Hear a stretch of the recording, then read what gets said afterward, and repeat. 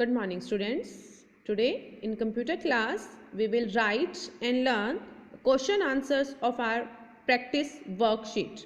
Last class में हमने quick quiz and practice worksheet fill की थी जो कि हमारे चैप्टर नंबर 5 एंड 6 से रिलेटेड थी.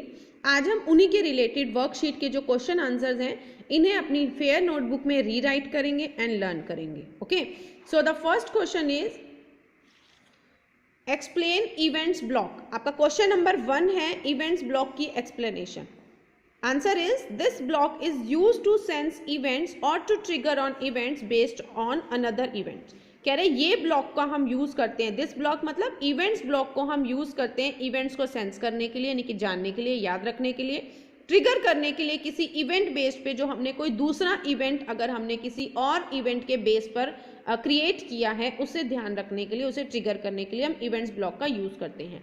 इवेंट्स मोस्टली क्या होते हैं, जैसे हम अपने बर्थडेज एनिवर्सरीज वगैरह मार्क कर देते हैं. इसी तरीके से अगर हमें कोई भी टॉपिक के बारे में याद रखना हो तो हम इवेंट्स को क्रिएट करते हैं.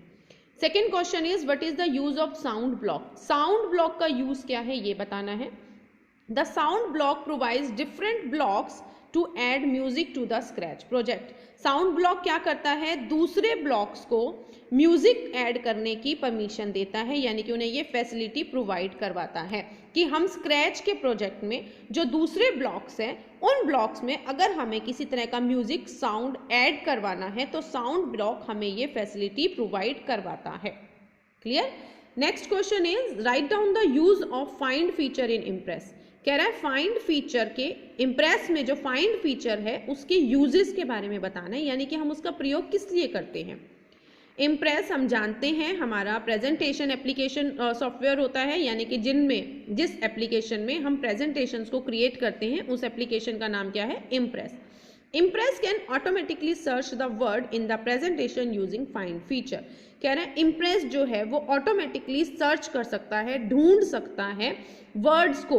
किसी भी वर्ड को अगर हम ढूंढना चाहें प्रेजेंटेशन में किसी भी स्लाइड से तो इम्प्रेस में फाइंड फीचर जो है वो हमारी मदद करता है कि हम उसके द्वारा किसी भी वर्ड को प्रेजेंटेशन में आसानी से ढूंढ सकते हैं.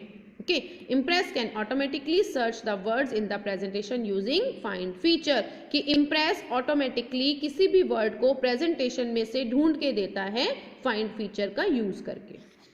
Next question is explain the spacing in impress. Line spacing बताना है. इम्प्रेस में लाइन स्पेसिंग का मीनिंग क्या होता है. In impress line spacing is used to increase और decrease the vertical distance between two lines in the text. Line spacing क्या होता है, इम्प्रेस में यूज किया जाता है कि जो वर्टिकल डिस्टेंस होता है टू लाइन्स के बीच में, उनके बीच में जो स्पेस है उसे घटाने या बढ़ाने के लिए हम लाइन स्पेसिंग फीचर का यूज करते हैं. जैसे अब हम अपनी नोटबुक्स में लाइंस राइट डाउन करते हैं तो एक लाइन छोड़ के एक लाइन लिखते हैं या थोड़ा थोड़ा स्पेस दे देते हैं, है ना. इस स्पेस को कम करना है या ज़्यादा करना है.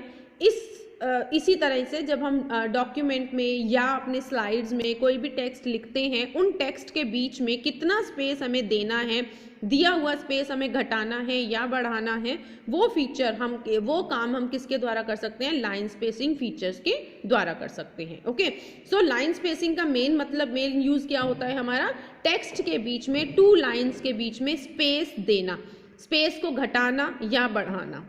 क्लियर. आज का आपका होमवर्क यही है बेटा कि वर्कशीट के क्वेश्चन आंसर्स आपको 4 क्वेश्चन आंसर्स हैं lesson number 5 and lesson number 6 के बेस्ड है. आपको ये क्वेश्चन आंसर्स अपनी फेयर नोटबुक में दोबारा से लिखने हैं और इन्हें लर्न करना है. Okay students, thank you.